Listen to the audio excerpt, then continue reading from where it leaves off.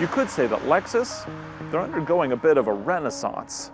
First, they came out with the new IS Sport Sedan, and then they followed that up with the new RC Sport Coupe.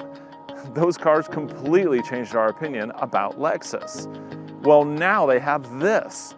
This is the new NX200T. It is based on the Toyota RAV4, but pretty much the only thing it has in common with that car is the size.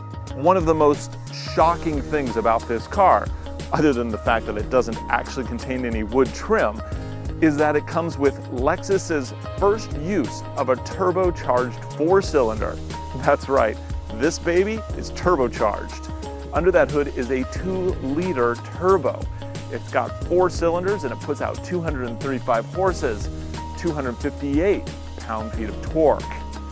That impressively spec'd engine is packaged in a sleek and muscular shell that carries forward Lexus's current design trend. It employs strong, sharp curves and has a wide, reassuring stance.